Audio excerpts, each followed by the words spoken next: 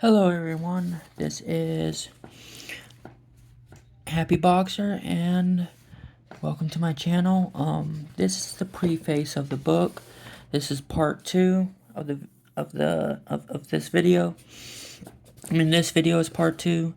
So I will read the preface of what this book is all about. The purpose of this book is stated in the title. The how of anything involves a process.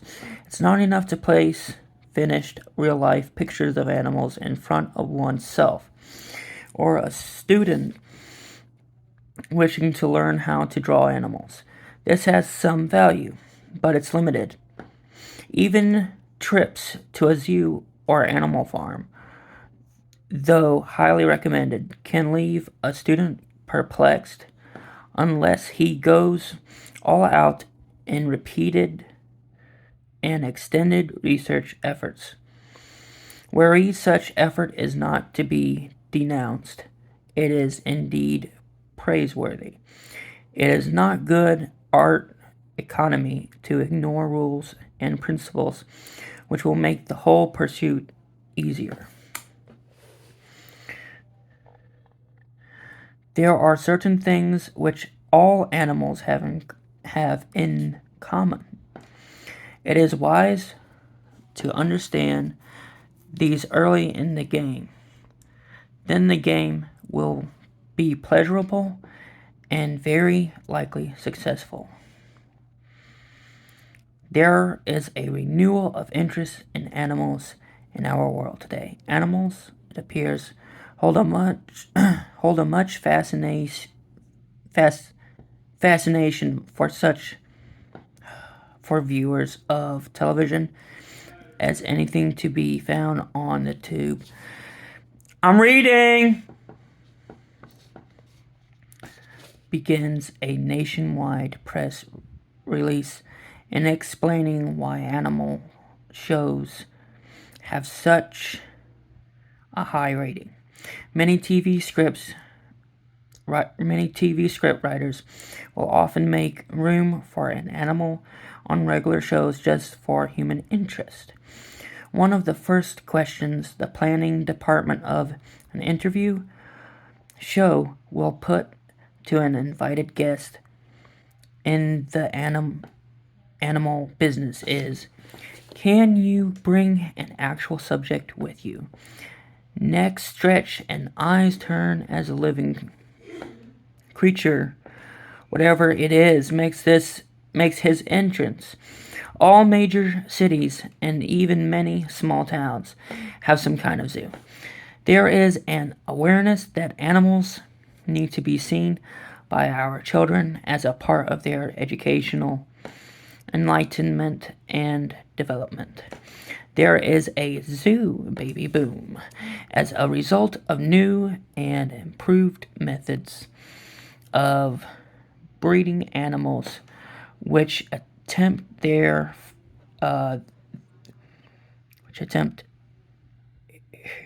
heretofore, I guess that's the correct pronunciation, met with failure. Curators in over 300 big zoos in 70 different countries are happily busy round the clock taking the care of their new offspring. There is no question that the all-out effort to save our once nearly extinct animals is beginning to pay off. Big city telephone directories for the first time are featuring the local zoo in full color in their covers because more attention is being focused on animals all over the world. There are scores of new art assignments being handed out to tie in with this awakened interest. Candy and gum cards, cereal boxes, as well as other types of containers, greeting cards, gifts, and toys are featuring pictures and designs of like animals. Automobile manufacturers are naming their latest models after the swifter, and more powerful animals. Advertising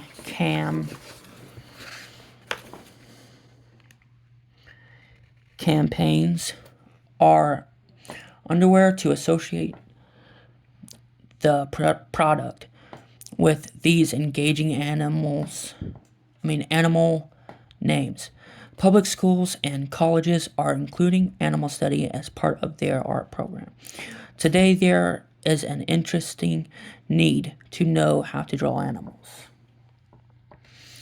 It should be stated that this entire book has been composed with the artist and art student in mind and not for the zoologist or student of natural history. No attempt is made at exact grouping as to orders or species. There are scores of good books which deal with the scientific and historical aspect of the subject. For the really dedicated animal artists, these books may be profitably consulted. The writer is aware that the term animal should better be mammal, but again, lay artists are more likely to use the former term. Along the way in the book's preparation, there has been great temptation to mention interesting animal habits and practices.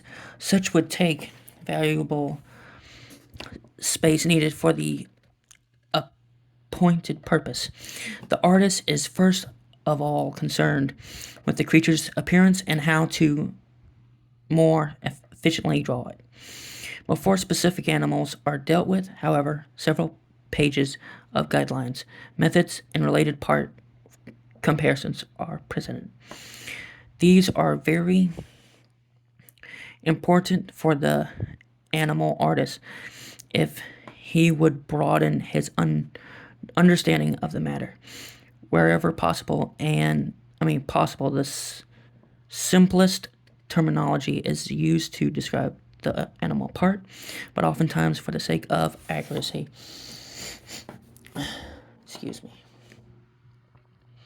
scientist has been included so there can be no mistake about it.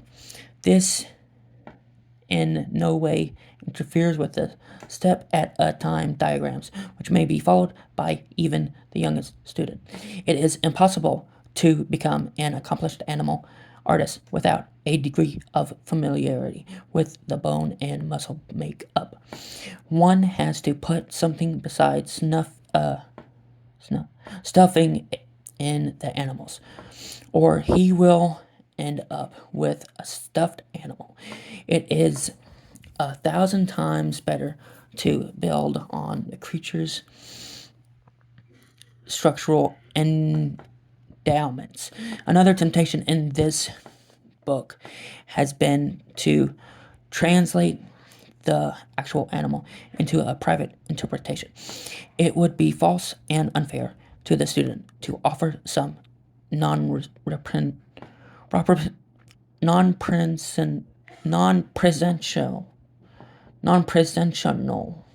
okay, a concept. One can best veer from the norm if he knows what the norm is. So every effort has been made to draw the animal as he actually appears. For the most part, the locals of the animals have been omitted to further save space. Ordinarily, this is not a requirement for the artist. Should they be needed, they may be found easily in a dictionary or encyclopedia. There are more than 12,000 mammals in our world. No book contains them all. All the well-known wild and domesticated animal families are presented on these pages. An index further facilitates finding particular representatives. Our concern in the progression is how to draw animals. Jack Hamm. Now, I made some mistakes reading the preface, but this is what it's all about. I know it's a lot to handle, but that's the best I can do. I'm gonna draw this little dog, and then I'm gonna draw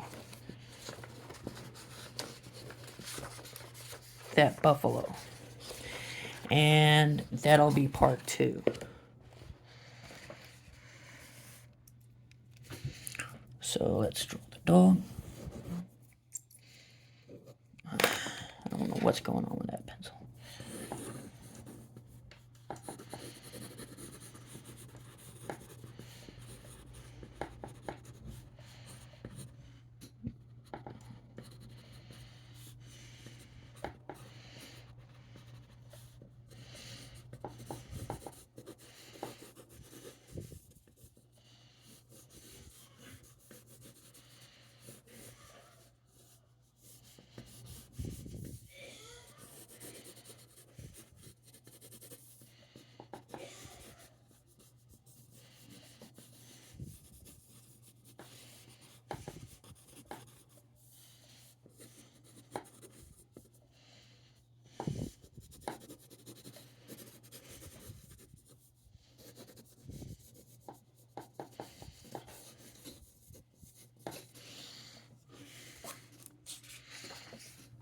And now, the buffalo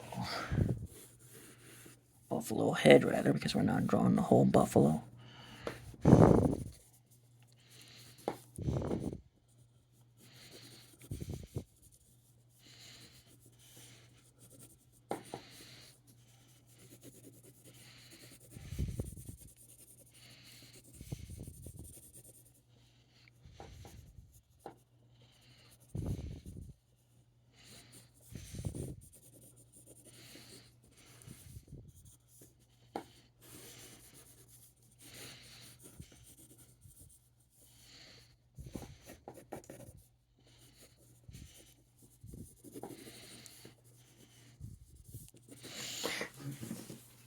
And there we go. We have drawn in part 2. And yeah, that's it. Thanks guys for watching, and see you soon. Next video, which is tomorrow. Alright. Good luck. See ya. Bye.